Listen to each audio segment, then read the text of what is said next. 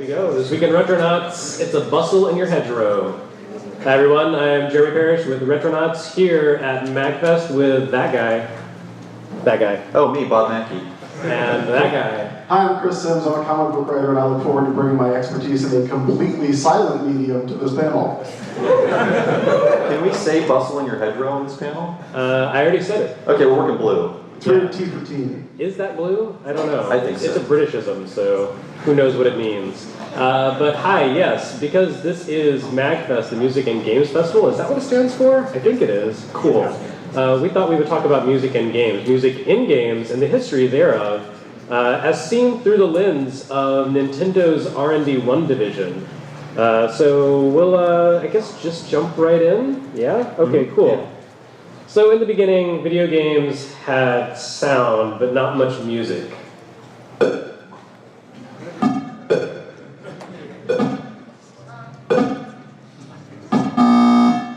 want that on vinyl. That's kind of loud.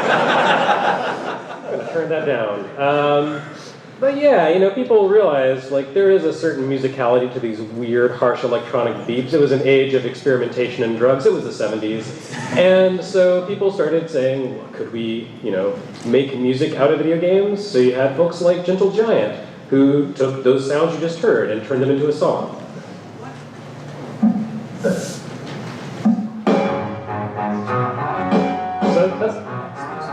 That's supposed to be like the rhythmic lead into that song. I don't think it works, but God bless it. That was 1975, and you know, there were no rules back then. But a couple of years later, a band from Japan called Yellow Magic Orchestra, YMO, came out with their first album, and that included a track called Firecracker, aka Computer Game, which riffs on a bunch of computer sounds and turns it into something that is genuinely musical.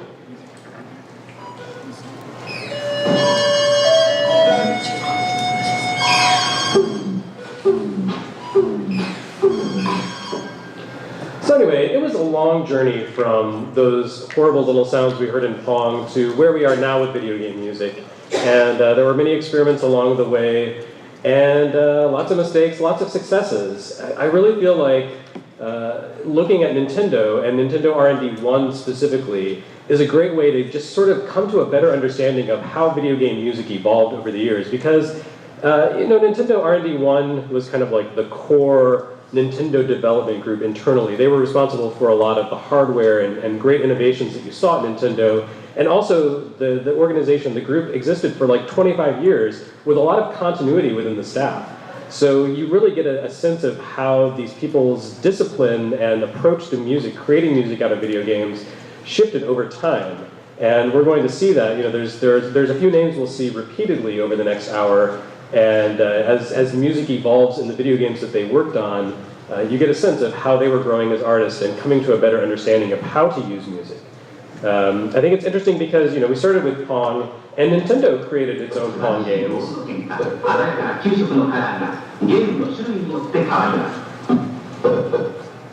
That was the Nintendo Color TV game, and it was a thing that they created with Magnavox in collaboration, and that was sort of their entry into video games.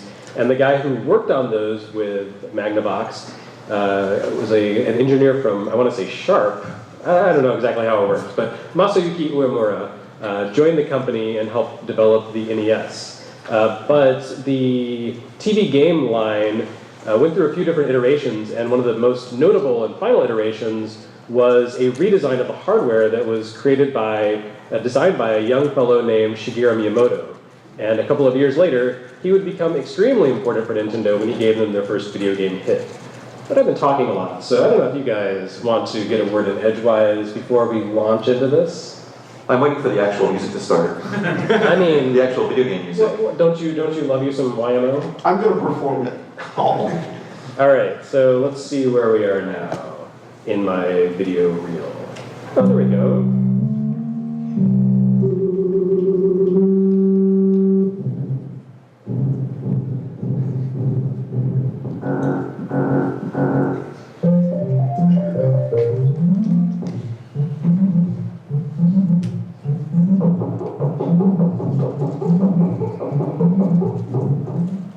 So you guys probably know that game. But that's a pretty notable hit. It was Nintendo's first hit, Donkey Kong.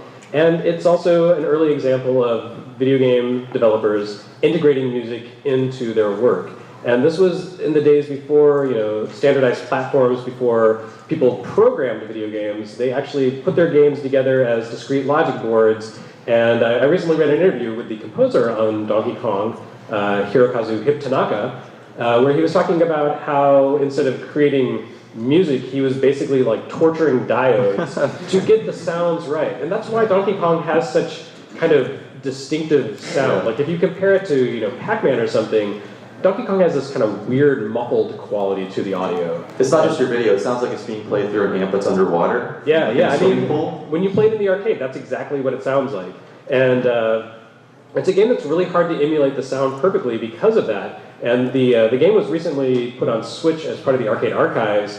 And if you listen to that, Mario's little that little foot sound he makes, it doesn't sound right on Switch. It's just like a constant tone. But because of the nature, like the sort of analog nature of the hardware, on the arcade game, he makes this sort of weird alternating sort of chaotic tone when he walks. And it's really hard for people to emulate that. But there is a musicality to it, not just a little doot, doot, doot, doot, doot, doot, but also like the way his footsteps syncopate with that. It's a really great little soundscape that the game creates.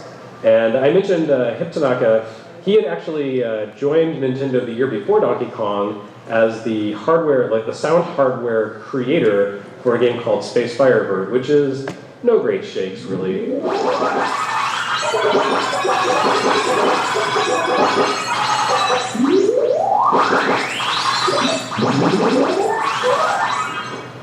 So nothing super remarkable, but it's a start. You got to start someplace.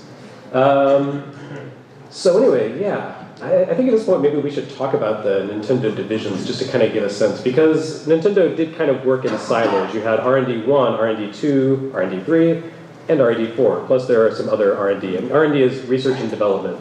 And we're talking about R&D1, but you guys have probably heard of some games by some of the other groups.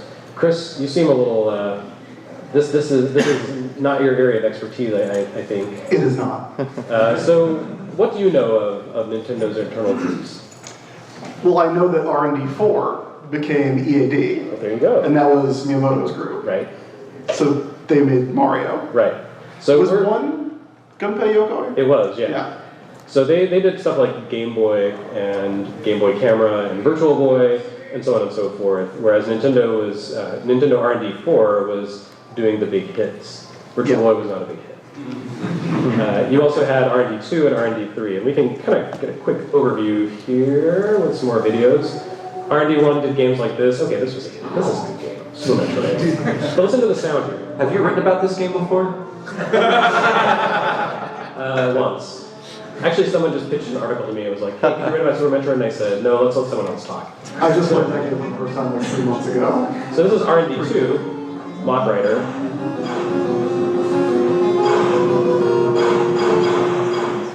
Was that used in any other game? That music? Yeah. I don't think so. R&D2 is interesting because... Oh, wait, what? Sorry? Okay, like Smash Brothers. Oh, well, I mean, that doesn't count.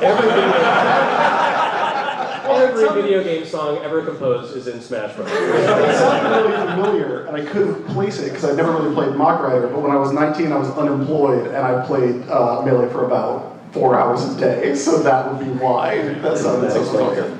Yeah, R&D2 is interesting. It was run by Masayuki Uemura, who did the NES hardware design and so forth. They didn't make a lot of video games, and in fact, Mock Rider, which was developed by R&D2, was actually a HAL developed game. HAL developed game, yes.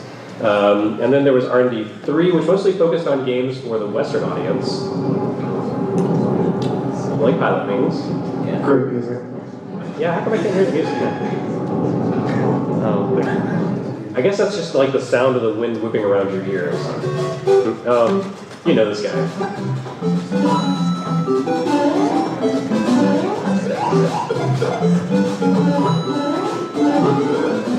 You know what I really like about that one? It was good. But I really Is like that from Smash Brothers too? I think it's Smash. That's actually my favorite Smash stage right there. I really like that opening because it's very much now you do something. And I like the way it starts, because you've written about this frequently.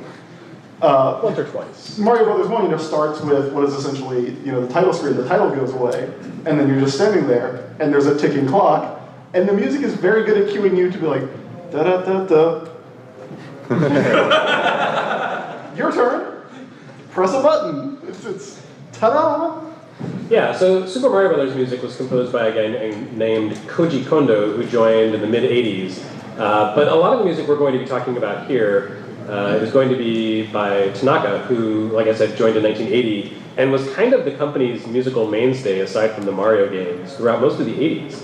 And he works at the Pokemon Company now. He's like the boss of the Pokemon Company. He left Nintendo so that he could compose music for the Pokemon anime, and I guess they liked him so much they were like, just take possession of the whole company, why don't you? So he's doing okay. He's got a close relationship with Nintendo still, but he doesn't really compose for games anymore. He had a great album that came out about a year ago called Django, and it was... Is the Sharpen Hill part of the title? Django. Just gotta breathe deep into the glorious music. I think he's too busy counting money.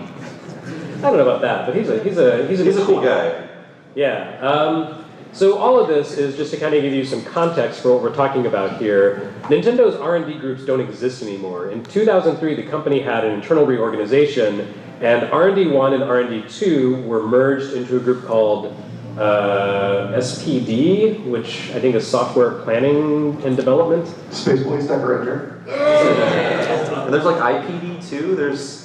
Frankly, the world doesn't make sense anymore after this. Right. This is how I live my life, by knowing these development houses. But now it's chaos. But R&D4 became Entertainment Analysis Division in like 1989, and it's still there. And there's an offshoot R&D or AAD Tokyo. So basically, R&D1 no longer exists. And so I feel like Rhythm Heaven, the game we're going to be talking about today, the game that we're kind of leading up to, or Rhythm Tengoku, actually, the Game Boy Advance version, is a great sort of milestone for the history of R&D1, because it came out shortly after the dissolution of R&D1, and it still carries forward a lot of their spirit.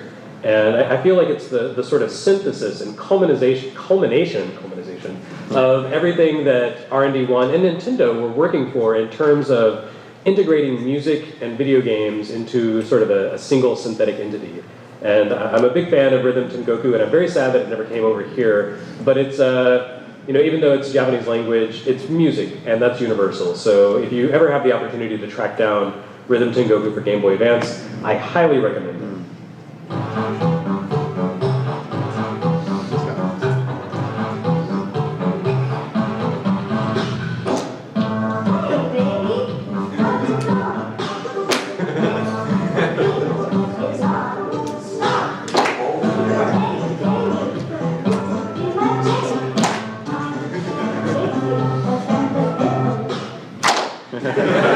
Exactly. You guys get it. So I mentioned that Nintendo had two key composers in the early NES era, Tanaka and Kondo. And basically, like I said, Kondo came in and started with Super Mario Brothers, and then worked on things like Zelda, and kind of oversaw those sort of central pillar Nintendo games. And Tanaka, being part of R&D1, was working on the kind of weird games on the side. Nintendo, R&D4, EAD, they're the people pleasers. They create the hits, like they have revolutionized video games. R&D1 has done some of that, but they've also just done weird stuff, like they've experimented. I feel like, R&D4, EAD, they're Nintendo's bank account, and I feel like R&D1 was kind of like their heart and soul. Like, you get those two together and you've got the whole picture. And so I'm a big fan of both groups and the games that they make. But I do have a special soft spot in my heart for R&D1. So let's see. Actually, after Donkey Kong, Tanaka worked on the Game & Watch series, which didn't really have a lot of music. Are those your hands? Those are not my hands. Okay. I borrowed this footage. I forgot to give it credit, sorry. But it was not a lot of music there, but the sound design was still important. Considering that they were working with a pocket calculator, basically, and trying to make video games out of it, it was pretty impressive. The next big project Tanaka worked on was Mario Brothers.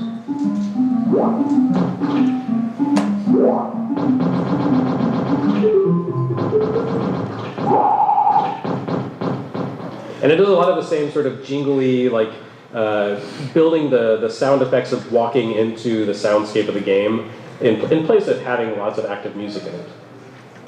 Why are the footfalls so wet? They're plenty. Yeah, come on, I mean...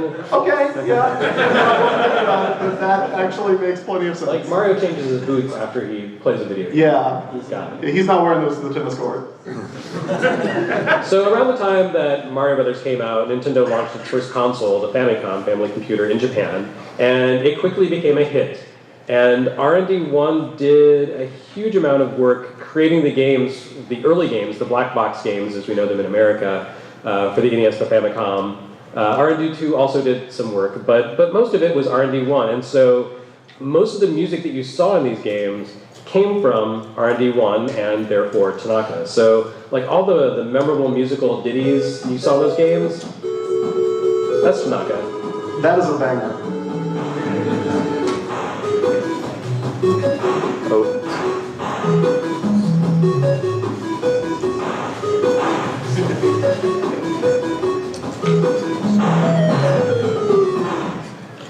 R&D1 and Tanaka put a lot of heart and soul into their music, a lot of care. And I'm not going to say that other groups didn't, but I feel like there was a special consideration given to the importance of sound that you didn't necessarily get from like R&D2's games.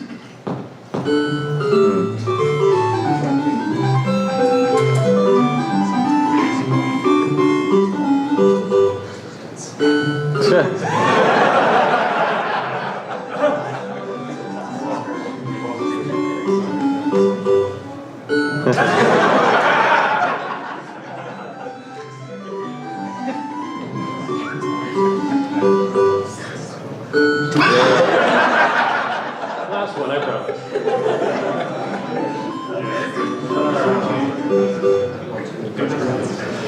So, you know, I've been going through the history of NES games, and sometimes I turn on a game not knowing what to expect because it's sports and I didn't play before, and I'm like, oh, it's this song again. But those were pretty much all R&D2, I think, and they liked that theme and they just stuck with it, so it's great. But meanwhile, you know, R&D1 was experimenting with weird sounds and trying to find, you know, interesting soundscapes for their games. And so you get these catchy little ditties in games like Gumshoe and so forth. What else? Oh, I know. Like Gyromite is one of my favorites, actually, the Mode B. It's pretty much Balloon Trip, but remixed.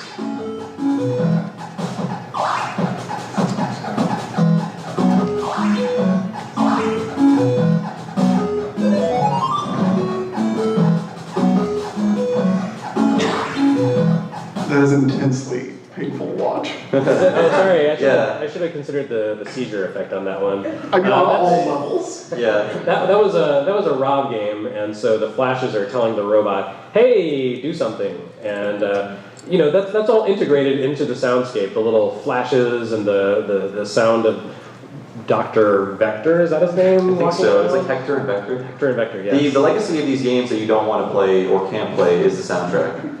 I mean, Balloon Trip is fine, but you don't want to play Gumshoe.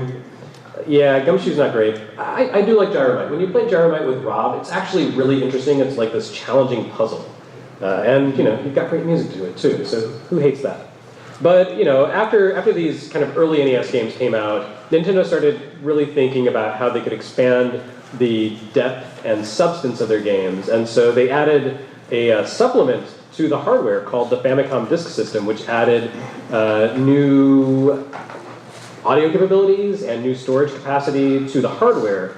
And so all of a sudden their games grew not only in terms of complexity as games, but also in terms of music. And so the same guy who wrote all those ditties you just heard, Hip Tanaka, also wrote the soundtrack to Metroid, which is like on a completely different level. That is not Metroid. There are dogs howling. So actually, that was interesting because this is something that you see a lot in R&D1's music is like these kind of weird dissonant sound effects, kind of used as music but not really. And like this is actually really important to some of the evolution of their tracks through Rhythm Heaven. Like the ability to play with sort of dissonant sound and not necessarily be melodic. I'm a big fan of that.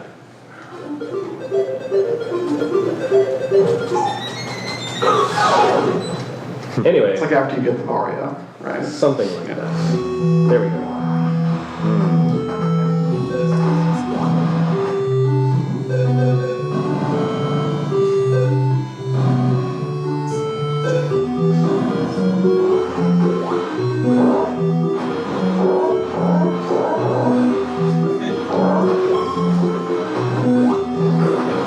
That's a disc system version, right? What's that? Is it the disc system version? Yeah. Okay. That soundtrack is so good. I can't stand it. Yeah, I mean, it's no one- so good. I wouldn't say no one, but not a lot of people were making music that rich in 1986 in video games. And yet, using it was samples for sound effects and stuff too, right? Yeah, I mean, people were doing that in arcades, but you didn't get a lot of that on home systems. But you saw this in games like Metroid and Kid Icarus, which was also kind of at the same time by the same people.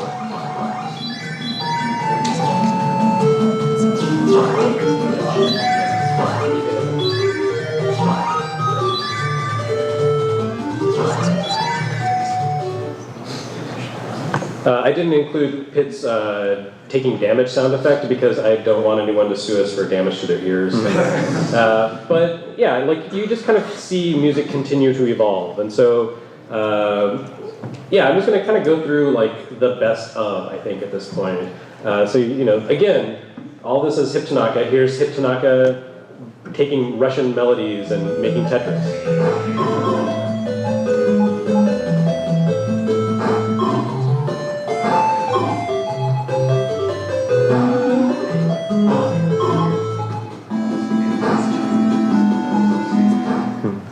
Chris, you seem to have opinions.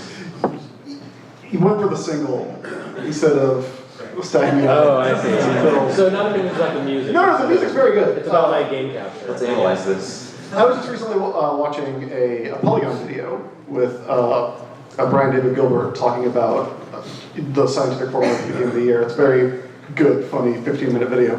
And one of his criteria is cultural reach, which he tests by asking his mother if she's heard of the game.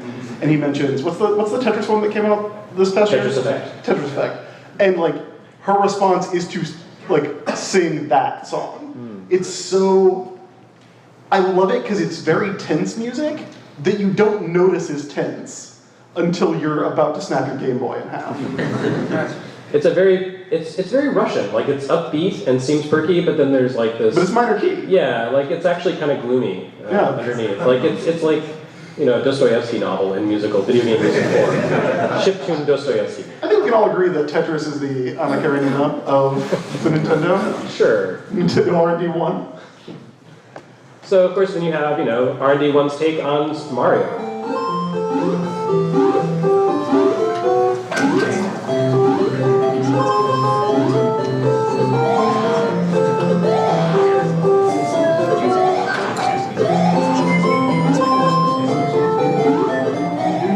And then you have Mario and Tetris combined with Dr. Mario.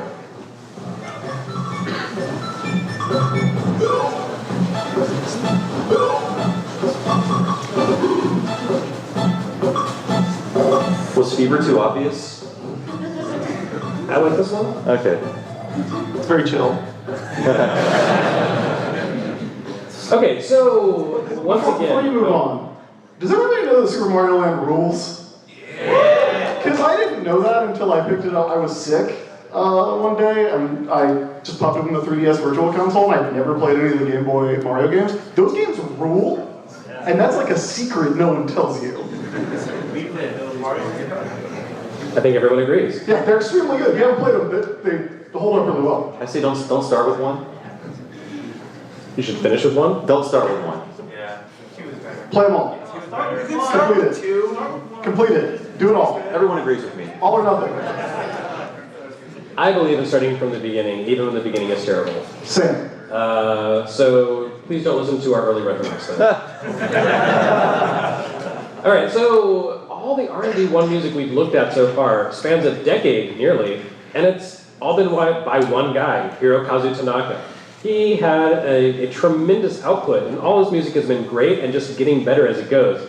But eventually, I think they reached a point where they were like, you know what, Hip, you can take it a little easy. We're going to find you some help. So beginning with, like in 1991, 92, they started bringing in new talent for the game X, which was a really cool Game Boy shooter developed by Dylan Cuthbert of Starbucks fame.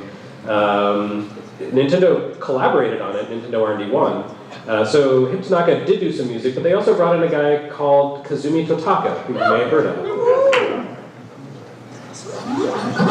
Oops, I forgot, I added this here. This is Metroid 2.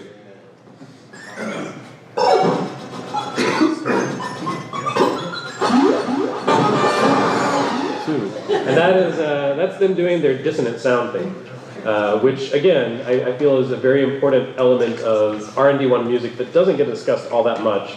People tend to overlook some of the, like, when you listen to the Metroid 2 soundtrack or something, you're not like, oh yeah, I love those weird little bleepy bits, I gotta crank this up. But it's there, and it's important, like it informs their kind of design philosophy or music. It makes the melodies that they create more notable, I think, by contrast. But anyway, that was Metroid 2. This is X.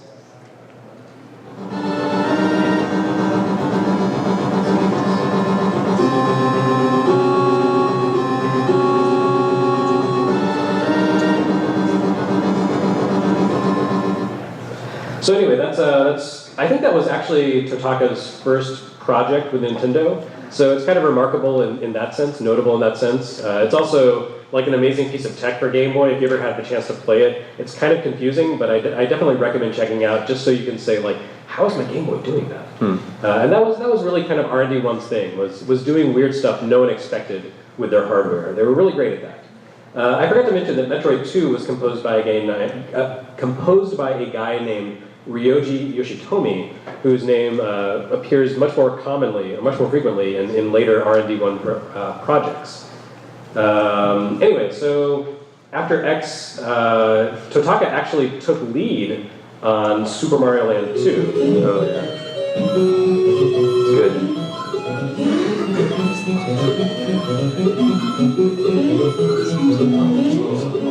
It's good. Yeah, I looked at his discography. That feels like his last very traditional game soundtrack before he went off in his own weird direction with things like Mario Paints. Well, even as a Mario soundtrack, it has a different feel than what you'd expect from like the NES games. And he would eventually compose for Luigi's Mansion. And I feel like that was sort of an evolutionary dead end for this sort of sound design, where it was all about one song constantly playing and everything that's happening on screen affecting that one song. But they never did that again with their games. So another notable game that R&D1 produced around this time Tanaka had nothing to do with it, was Super Metroid, which we saw a little of before. That was composed by Kenji Yamamoto, who now does, I think, Dragon Ball soundtracks, is that right? Something like that. He works in anime also, and a lady named Minako Hamano. I don't really know that much about her, but they put together an amazing soundscape for Super Metroid.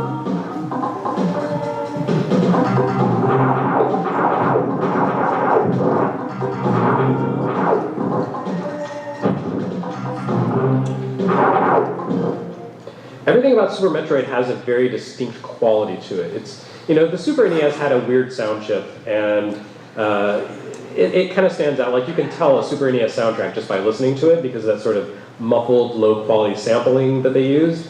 But even within the Super NES pantheon, Super Metroid really stands apart, and it really has a lot to do with the sound design and the philosophy of using ambient sounds in addition to music. I think that's what they were going for with Metroid 2, but it worked a lot better with the tech available to Super Metroid.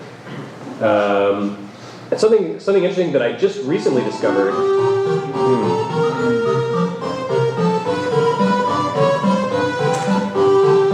A lot of Virtual Boy games, when you boot them up, have like music that plays that you don't hear anywhere else in the game.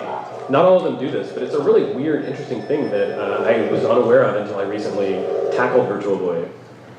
So again, Virtual Boy was developed by Nintendo R&D1, so you see them like just kind of squeezing their love of music and kind of experimental sound effects and that sort of thing into every asset, every nook and cranny of the products they created. Did you guys know about this? No, I didn't. Have you played Virtual Boy games? No. Okay. That's why I don't have glasses. one time at Blockbuster Video. More detail I'll join you.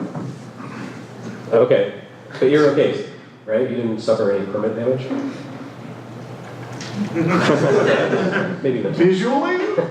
No. So yeah, I mentioned Kazumi Totaka, and I think this project here is where he first really expressed himself.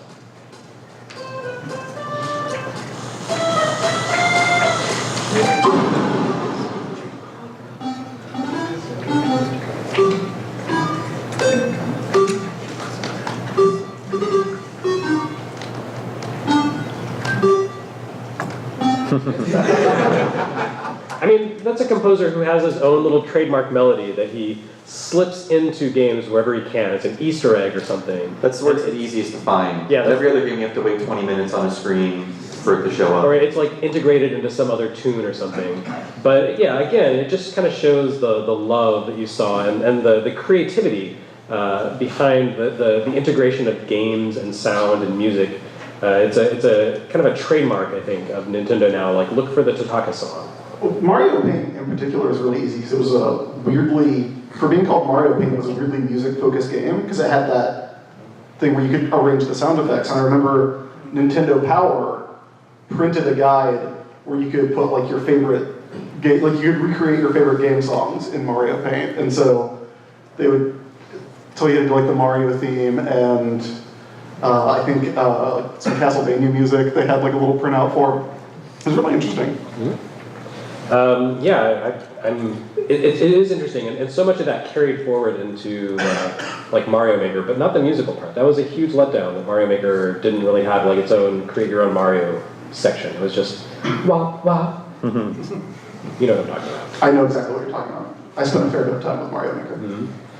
Another example of R&D1 putting music and strange things, including music and sound effects, into unexpected places was the the Game Boy camera. Whoa.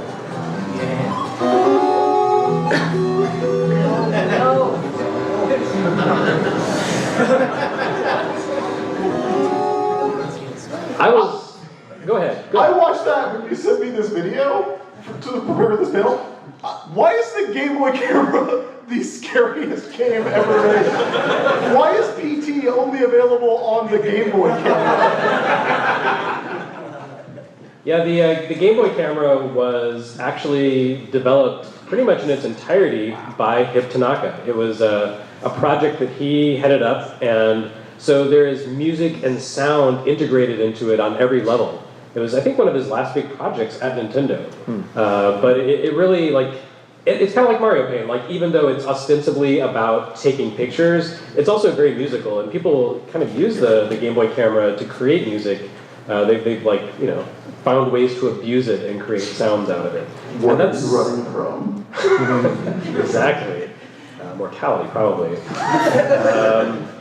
So yeah, I have a few other videos on here, but it's Wario. He's cool. Is he? He is. He smells like garlic, but he's cool. I do like garlic. Do you like people that smell like garlic? Yeah, so the Wario Land series, there's kind of an evolution until you get here to Wario Land 4.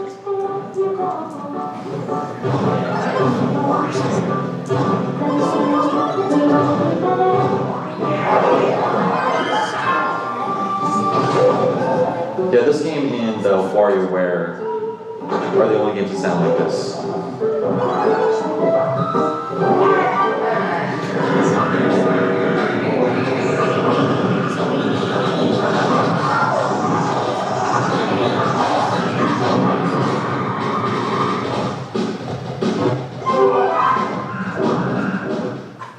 There's a lot going on in that video, and not just in terms of gameplay, but musically. This is a Game Boy Advance cartridge, and there is a song, like a song with vocals playing in the background, and then when horrible things happen to Wario, which is kind of the point of the game, he's your hero, but you also like abuse the crap out of him. Like when he becomes bloated and you know with the bees that like cause him to swell up, or when he gets crushed, the quality of the music and the quality of the singer change to reflect the horrible status that has been inflicted on him. And then you heard at the end, when he's escaping the level and the music changes, there's like drum and bass going on in there. In a Game Boy Advance game, it's pretty wild. Like, you know, this was kind of the culmination, again, of sort of the Wario Land series. And it really plays up at every angle the importance of music and sound in R&D1's work, kind of expressed through Wario Land, which was sort of their take on Nintendo's main pillar, Mario. Like, Wario Land started as Mario games, and then eventually after 2 games they were like, you know, this Mario guy, he's okay, but Wario is actually more interesting. Let's make him the hero, such as he is. And so you have this, like, to me that is very much, this game is kind of the ultimate expression of R&D1's philosophy of sort of traditional game design. I don't know if you guys agree. I agree. I think they were also flexing a bit by including entire songs with lyrics in a Game Boy game. This and WarioWare 1. I don't care for Wario. But do you like Wario Land? It's okay. Oh, come on. I find not him sure why I very brought him upsetting. I don't like him. Does he have a canon origin? A what? An origin. I think Mario, in some of the Nintendo Power comics, Yeah. Mario was like really mean to him. Yeah, that's in the Charlie Nozawa comics. Yeah, I think those are canon. I mean, Bowsette may not be canon, but Mario being mean to Wario is canon. I'm sorry if I offended anyone with the Bowsette comment. I didn't mean to erase your heart's true love. So where do we go from here? Yes, Wario Land 4's sound player. Okay, so one of my favorite things about Wario Land 4 is that it has collectibles. You're collecting money because you're Wario and you're greedy. But also, within each stage, there are CDs you can collect. And you would think, oh, well, I'm collecting CDs. That must mean there's a music player where I can listen to all the cool songs in this game. Because, you know, around the same time, you had stuff like Mega Man and Bass, which had a sound collection system where you could like listen to cool music that you found hidden in the game. But no, when you go to the sound player and play the CDs you collected in Wario Land 4, you get this.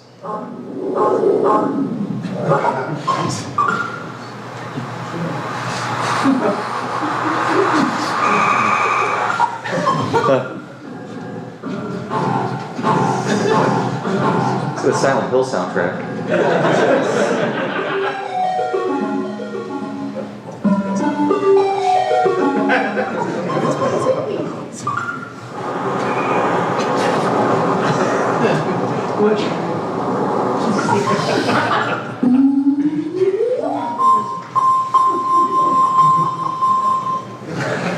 So I won't go all the way through those, because I don't want anyone to have nightmares tonight, but... If you said that to the police, you would get arrested. I have the judge's feet. I gave you all the clues. I would love to interview the people who made Wario Land 4 and just ask, what was up with that sound player? I really feel like it was just like all the sound elements and interesting ideas, like samples and things they came up with and couldn't figure out how to use in the game. They were like, well, let's just stick them in here. And this is a sound player that is only of interest to the composers and the sound engineers. But they stuck it in there as like the core collectible feature of the game anyway. It's so counterintuitive. It perfectly fits the Wario series, by the way. Like, here's a reward that actually maybe isn't. It's kind of like you're gonna have bad dreams tonight. Do we have good news for haunted doll enthusiasts? Do we know who's playing the animated GIF of Wario? Who that was? I have no idea. Oh, man. There's probably someone on the team, but you know, behind that mask, it could be anyone. Anyway, Wario Land 4 was important because it was basically, like I said, the final Wario Land game by that team. Yes, Chris? No, I was just laughing at the idea that Wario could be anyone. That's Wario's in all of us. But from here, they said, let's get rid of the standard platforming games and create something that's more, you know, weird, like Wario. And so that's where we get WarioWare. Eventually.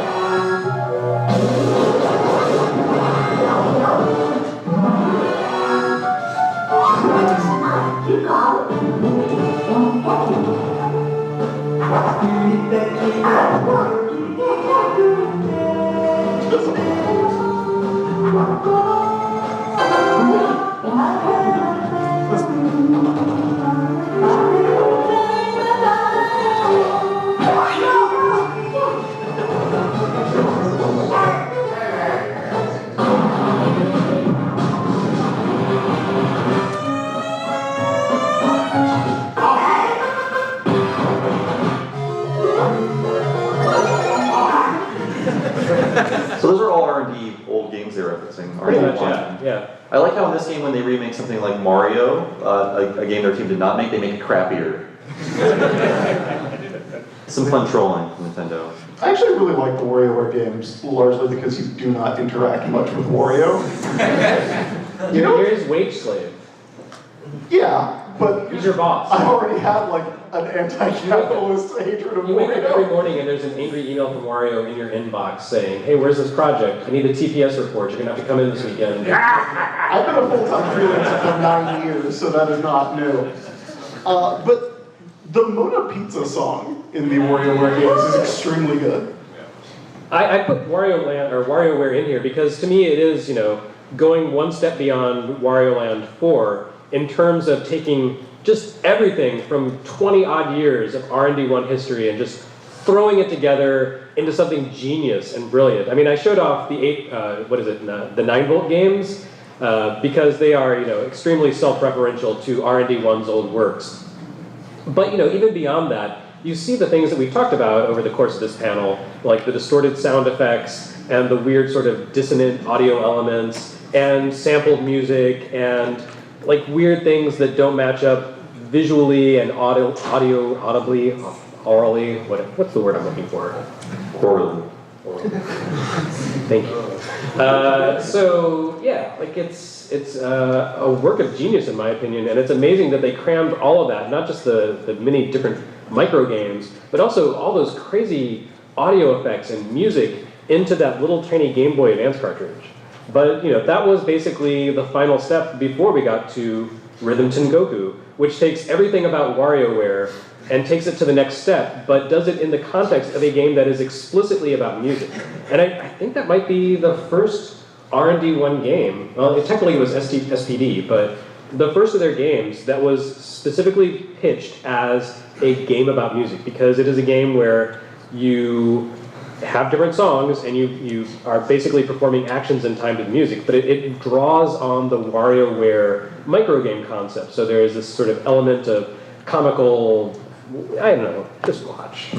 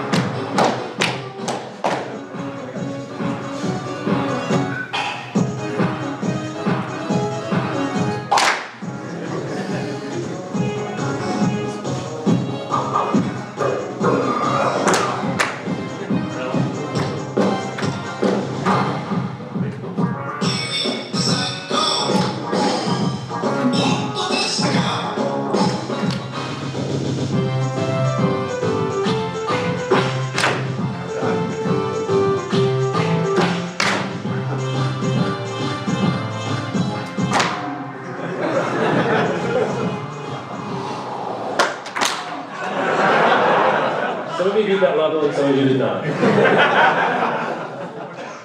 So Rhythm Tengoku, like I said, it's really a shame it never came to the US. I think the localization on it would have been really difficult, very expensive, and it launched in 2006, by which point Nintendo of America was like, Game Boy Advance? Nah, forget that. Mother 3, who cares? So it fell into the same memory hole as Mother 3. It's very sad. But it has by far the most extensive sound and music team of any R&D1 game to that point. It had 3 different directors, 2 composers, 5 arrangers, 3 people working on sound effects, and then 2 people credited for song. I don't know exactly what that is. Maybe they were the singers. But yeah, it was kind of like to me, it does represent, Nintendo's philosophy writ large in terms of game and music integration. I mean, we looked at Super Mario Brothers in the way, you have that sort of upbeat music, but all the sound effects go perfectly with the music, like the ding of coins and the punches and the turtle kicks and the sound of Mario's jump even. Yeah, that's still the jump sound. Yeah, I mean, it fit perfectly with the music, and so you have this really great discipline that Nintendo brought to their sound design in their games, and Rhythm Tengoku really, I think, embodies that. So let's see. Any final thoughts, you guys? We're kind of winding down here and running out of time. I say, this is all leading to Rhythm Heaven. We didn't talk that much about it, but if anyone's interested in playing the game, the Rhythm Heaven Gold Collection for 3DS is really good. It includes some of the levels that we never got in America from the original game. So if you've never played this series before, that's a great place to start to see what this is all about.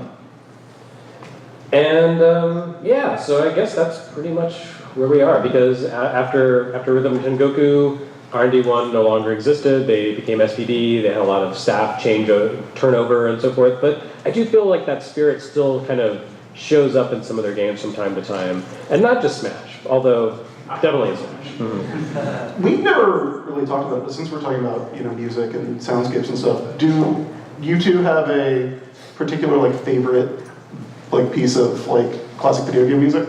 Ooh. Just one? Let's bring this on. Are you kidding me? Give me a top You three. have to go first. I mean, you know mine.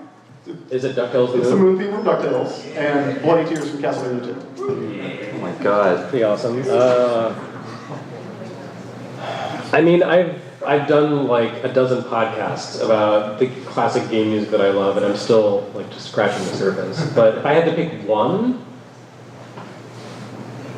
at the moment, just because I recently wrote about it, it's Wily Fortress Theme 1 for Mega Man 2. Ooh, good. How's that? I'm not going to hum it for you.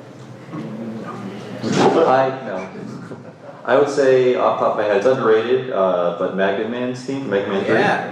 It makes you feel ways about stuff. You feel ways about stuff. Maybe this panel should have been about Capcom. Whoops, we biffed it. We'll rank all the NES Mega Man stage musics, top to bottom, next time. I think wars have been fought over less. You know who's number one? Top Man. Think about it. Actually, that was a bad joke. Don't think about it. All right. Well, I think that's about our time, unless I'm mistaken. Mm-hmm. Okay, that is our time. So, thank you everyone so much.